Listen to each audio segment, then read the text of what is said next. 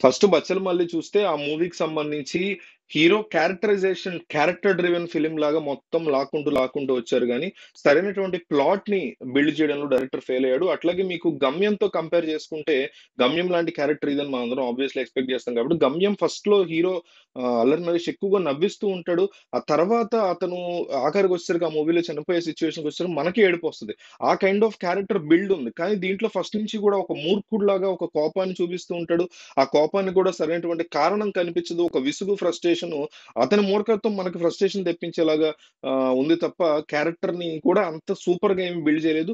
Performance పరంగా మాత్రం 'అల్లరి నరేష్' ప్యాకడేసాడు. One one of the finest performances అతని కెరియర్‌లో అని చెప్పుకోవాలి. 'నేను' గాని, 'గమ్యం' గాని ఆ తర్వాత ఇదే తోపు పెర్ఫార్మన్స్.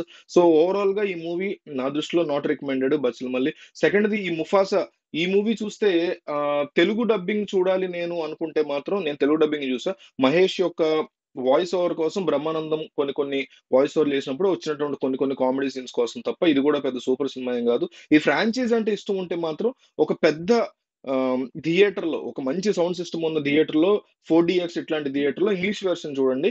వాళ్ళకి ఒక మంచి థియేటర్‌లో ఎక్స్‌పీరియన్స్ అయ్యే అవకాశం ఉంది తప్ప ఓవరాల్‌గా ఈ మూవీ గూడా నాట్ రికమెండెడ్ కిందకే వస్తది. 'విడుదల 2' వచ్చేసరికి 'వేట్రిమారన్' ఫస్ట్ పార్ట్‌లో తీసుకొచ్చినటువంటి ఆ కైండ్ ఆఫ్ హైని సెకండ్ పార్ట్‌లో క్యారీ చేయలేకపోయాడు. 'విజయ్ సేతుపతి' మాత్రం national award winning level performance చాలా బాగా ఇచ్చాడు. ఎక్సలెంట్‌గా పెర్ఫార్మ్ చేశాడు. ఒకే ఏడాదిలో 'మహారాజా' లాంటి ఒక మూవీతో మళ్ళీ 'విడుదల 2' లాంటి ఇంకొక మూవీతో పీక్ ఆఫ్ పెర్ఫార్మన్స్ ఇవ్వడం అనేది కేవలం 'విజయ్ సేతుపతికే' సాధ్యం అని తను మళ్ళీ ప్రూవ్ చేసుకున్నాడు. ఓవరాల్‌గా ఈ మూవీ కూడా అంత ఎగబడి వెళ్ళిపోయేటువంటి సినిమా కాదు. ఓటీటీకి వచ్చినప్పుడు చూడండి. లేదు 'వేట్రిమారన్' అంటే నాలాగా చాలా ఇష్టం ఉన్నవాళ్ళైతే 'విడుదల 1' నచ్చిన వాళ్ళైతే డెఫినైట్‌లీ చూడొచ్చు. మిగతా వాళ్ళు డెఫినైట్‌లీ మూవీని స్కిప్ చేసేయొచ్చు. ఫోర్త్ మూవీ వచ్చేసరికి మన 'యూఐ' మూవీ 'ఉపేంద్ర'ది చాలా ఎక్స్‌పెక్ట్ చేస్తాం మనం. 'ఐ' మూవీ గూడా కాస్తంత ఎక్స్‌పెక్ట్ చేసి ఎళ్ళాము. అది కూడా పోయింది. 'యూ' లెవెల్‌లో ఏ మూవీని తీయలేకపోతున్నాడు 'ఉపేంద్ర'. 'ఉపేంద్ర' లెవెల్‌లో గాని, 'ఏ' లెవెల్‌లో గాని, 'ఓం' లెవెల్‌లో గాని ఎటువంటి మూవీని ఇక మీదట తీయలేడు 'ఉపేంద్ర'. ఆ లెవెల్ మూవీస్ అట్‌లీస్ట్ సూపర్ లాగా కూడా ఈ మూవీ సూపరే పెద్ద సూపర్ భయంకరమైన సినిమా ఏం గాదు గానీ, దాన్ని గూడా మీట్ అవ్వలేని సిట్యుయేషన్ అయితే 'యూఐలో' కనిపించింది. తాను ఒక యాక్టర్‌గా మళ్ళీ మళ్ళీ ప్రూవ్ చేసుకుంటున్నటువంటి 'ఉపేంద్ర' ఒక డైరెక్టర్‌గా మాత్రం ఫెయిల్ అవుతూ వస్తున్నాడు. అంటే కొన్ని కొన్ని సీన్స్ చాలా యూనిక్‌గా 'ఉపేంద్ర' యొక్క మార్క్ అంతా కనిపిస్తుంది గానీ, మిగతా సినిమా గూడా మొత్తం ఉప్పెట్టు లాగానే ఉంది. అంటే ఉప్మాలా ఉంది.